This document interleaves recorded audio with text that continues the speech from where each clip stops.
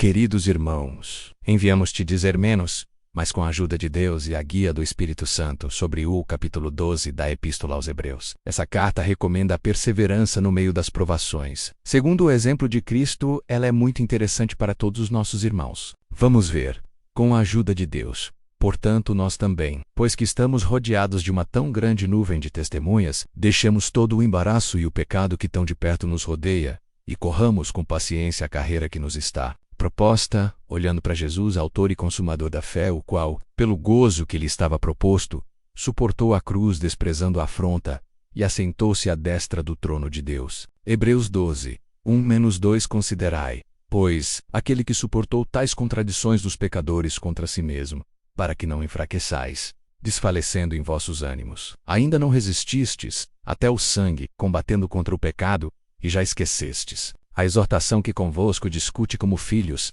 Filho meu, não desprezes a correção do Senhor, e não desmaies quando por ele fores repreendido, porque o Senhor corrige o que ama, e açoita qualquer que recebe por filho. 6. A correção Deus vos trata como filhos, pois que filho há a quem o pai não corrija? Mas se estáis sem disciplina, menos da qual todos são feitos participantes, sois então bastardos, e não filhos.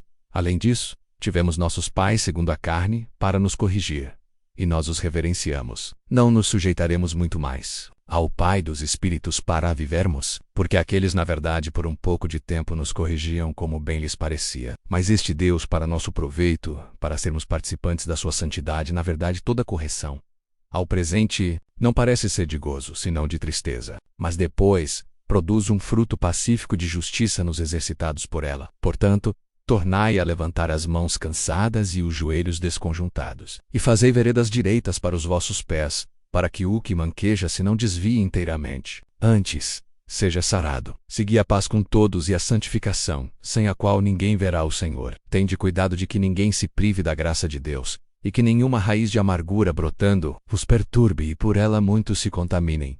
Ninguém, seja fornicador ou profano, como Esaú, que por uma única refeição vendeu o seu direito de primogenitura, porque bem sabeis que, querendo ele ainda depois herdar a bênção, foi rejeitado. Não achou lugar de arrependimento, ainda que com lágrimas o buscou.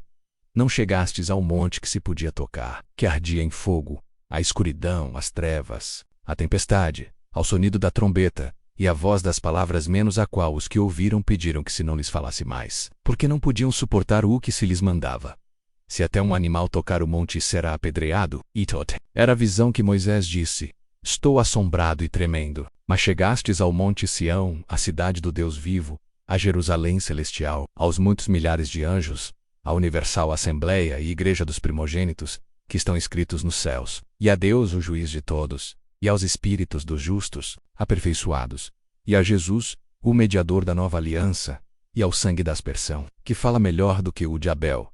Vede que não rejeiteis ao que fala, porque se não escaparam aqueles que rejeitaram o que na terra os advertia, muito menos nós se nos desviarmos daquele que dos céus nos adverte. Aqui, irmãos, chegamos ao ponto que possamos viver com reverência e santo temor, pois o nosso Deus é fogo consumidor. Deus é grande, irmãos. Não podemos brincar com as coisas de Deus. Eu pedi para Deus a posse do Deus, minha princesa. Fale para aquele rapaz, previsão não vem dele, vem do Senhor.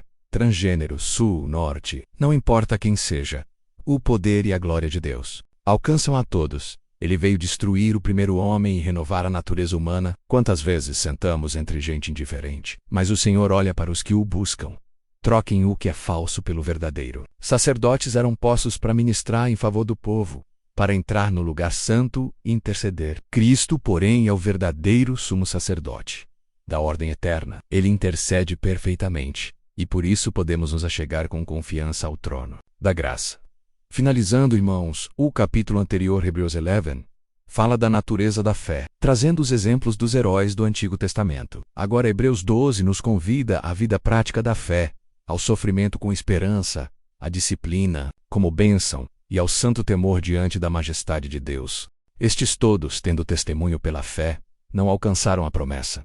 Terminaram os seus dias esperando, mas a fé viva neles permaneceu, provendo Deus alguma coisa melhor a nosso respeito, para que os sem nós não fossem aperfeiçoados. Então, os que dormiram em Cristo, fiéis a Deus, que sofreram até foram martirizados, estão esperando a justificação que Deus havia prometido, provendo uma coisa melhor, para que assim como nós fôssemos justificados e aperfeiçoados, eles também serão menos como de fato já estão sendo aperfeiçoados, para que então possamos nos ajuntar no encontro da nova Jerusalém celestial.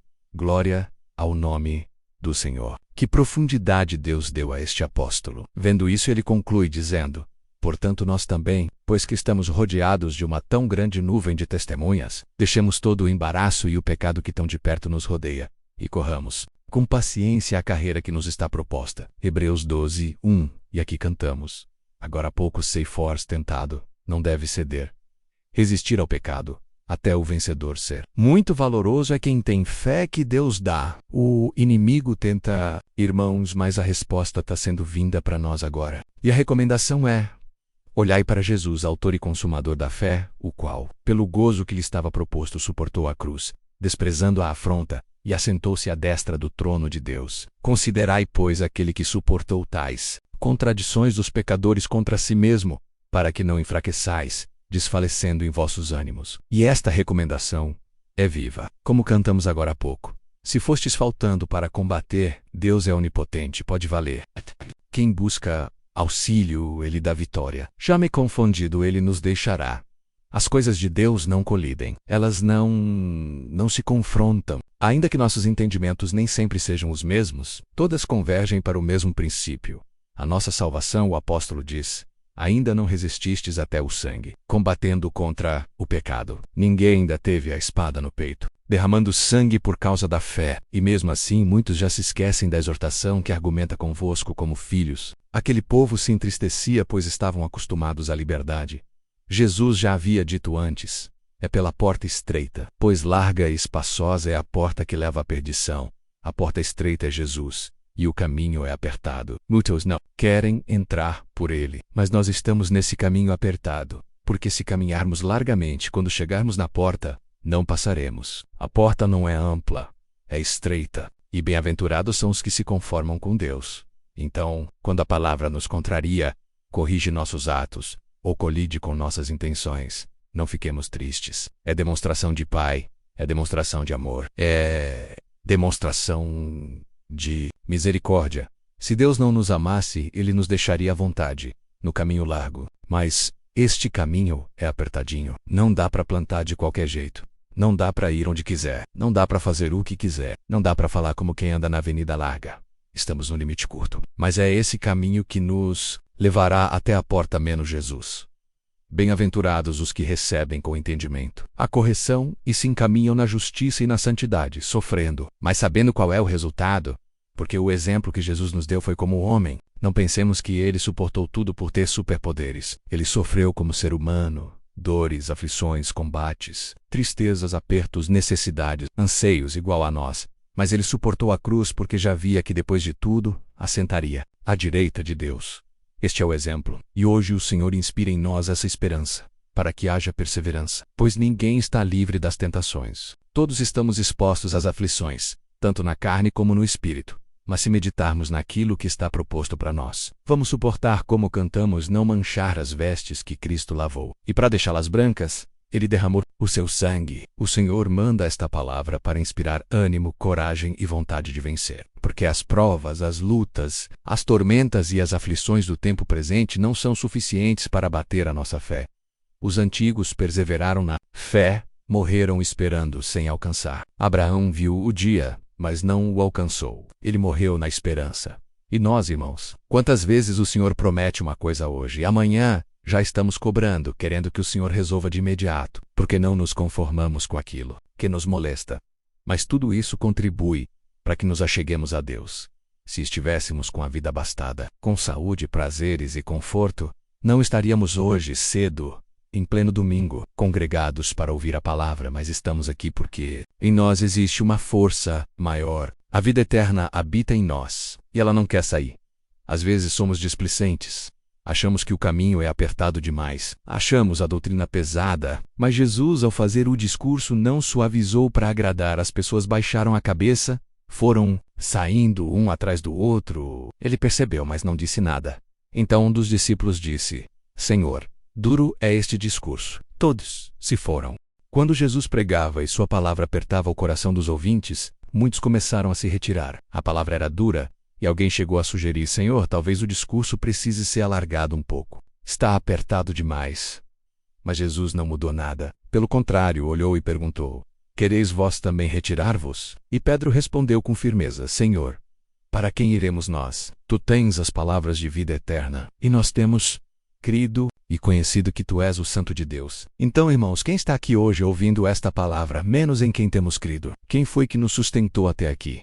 Quem nos chamou para esta graça? Quem nos deu comunhão direta com Deus? Foi o Espírito de Deus, que foi colocado em nós e habita dentro de nós. E que inspira dentro de nós essa vida que já é a vida eterna, porque quem perde essa vida eterna já está guardado para a segunda morte, e da segunda morte não há mais o que se fazer. Mas quem está aqui hoje e percebe que ainda tem vida eterna, é porque ainda sente dentro de si a movimentação do Espírito de Deus, permanece no caminho apertado, porque espaçoso é o caminho que leva à condenação, mas estreito é o caminho da salvação. Prova e vê.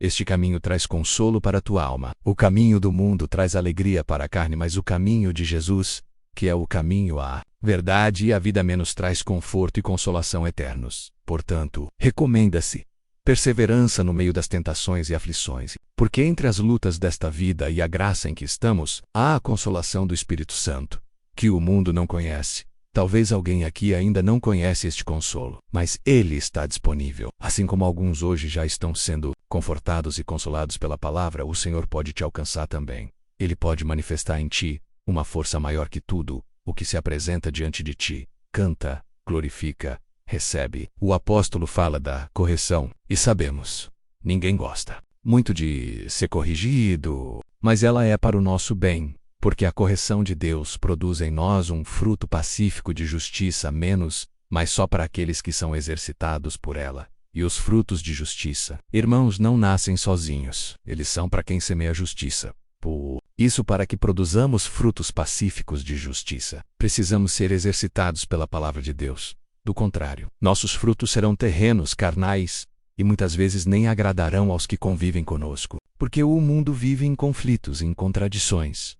Veja, em qualquer lugar com duas pessoas, já se precisa de juiz, de polícia, de leis. Imagine o mundo inteiro. Por isso existe força policial, leis, controle, porque o homem sem Deus não produz paz. Mas quem é filho de Deus, onde habita o Espírito Santo, não precisa de polícia nem de armas, porque o Espírito que está em si produz paz. Quem é fiel a Deus não produz guerra nem contenda. Onde há fruto pacífico de justiça. Vamos então, nesta manhã, deixar a paz governar nosso coração e nossos sentimentos em Cristo Jesus. Vamos produzir frutos pacíficos, vamos nos deixar ser curados espiritualmente. A palavra diz: tornai a levantar as mãos cansadas e os joelhos desconjuntados. Fazei veredas direitas para os vossos pés, para que o que manqueja não se desvie, antes seja sarado. Muitos aqui estão enfermos, alguns com enfermidades na carne, outros com doenças na alma. Mas o que está dentro de nós é eterno e não pode ficar doente. O Senhor, por esta palavra, envia saúde para a tua alma. Quem está mancando, não manqueje, mas seja sarado. Segui a paz com todos, e a santificação, sem a qual ninguém verá o Senhor. Cuidado para que ninguém se prive da graça de Deus. Privar-se é como perder a liberdade. Um homem livre, quando é preso, não vai mais onde quer. Perde o direito de ir e vir. Assim também quem se priva da graça não anda mais com liberdade em Deus, mas aquele que tem o Espírito de Deus dentro de si, tem liberdade para louvar, glorificar, orar e viver a palavra. Portanto, irmãos, não sejamos mais como mancos espirituais. Vamos fazer veredas direitas para nossos pés. E se hoje alguém está sofrendo, passando tribulações, aflições, angústias e vendo expectativas se desmoronando, saiba, a glória que há de ser revelada em ti é muito maior. Será que o Senhor não pode revelar um pouco dessa glória já hoje, neste primeiro dia da semana? No começo deste mês de abril, receba, pela tua comunhão, o sinal da paz de Deus. Receba saúde para a tua alma. Sirvamos a Deus com alegria por esta palavra que põe por terra toda a tristeza, toda a sensação de derrota que o adversário tentou implantar em nós antes. No tempo da lei, o povo não podia sequer tocar o Monte Santo. Se um animal o tocasse, morria. Mas agora podemos nos achegar não ao Monte Fumegante, mas ao Monte Sião, a cidade do Deus vivo, a Jerusalém celestial, a universal Assembleia, a Igreja dos primogênitos, a Jesus, o mediador da nova aliança. Glória ao nome do Senhor. Encerramento da palavra.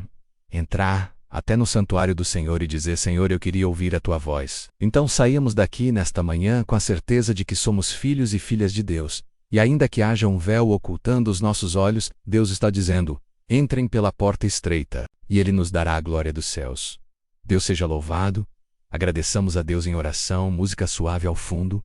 Ó bendito Deus em paz, eterno Deus e bom Pai que estás no céu, Criador e Formador nosso e de todo o universo, novamente ao final deste santo culto, nos apresentamos diante de Ti em oração, para agradecer, Senhor, por todo o bem que nos tens feito. Te agradecemos por mais um dia de vida, tanto na carne como espiritualmente, e pelo desejo que colocaste em nós de estarmos vivos espiritualmente e de virmos à Tua casa em adoração. Foi esse desejo que nos trouxe aqui, Senhor, e graças te damos porque alegraste a nossa alma. Oferecemos a Ti, Senhor, louvor e glorificação. Ouvimos obras, testemunhos, milagres e o Teu conselho bendito por meio da Tua palavra. Te agradecemos por ter trazido a Irmandade, os músicos, os organismos, o pessoal da tradução de Libras, os irmãos da transmissão, os que atenderam nas portarias. Todos que trabalharam para o bom andamento e sucesso deste santo culto. Te agradecemos pela força e direção que deste ao teu servo na presidência, e por tê-lo trazido com vida e alegria entre nós, Senhor. Glória ao teu santo nome. Esta obra, Senhor, glorifica o teu nome, e nós o glorificamos e glorificaremos ainda mais. Te agradecemos pelos testemunhos, tanto o do teu servo irmão Salvador, como também o do irmão Alex, que contou a grande obra que tu fizeste, um fígado, novo para El, um milagre reconhecido pela medicina. Tu és o Criador, ó Deus.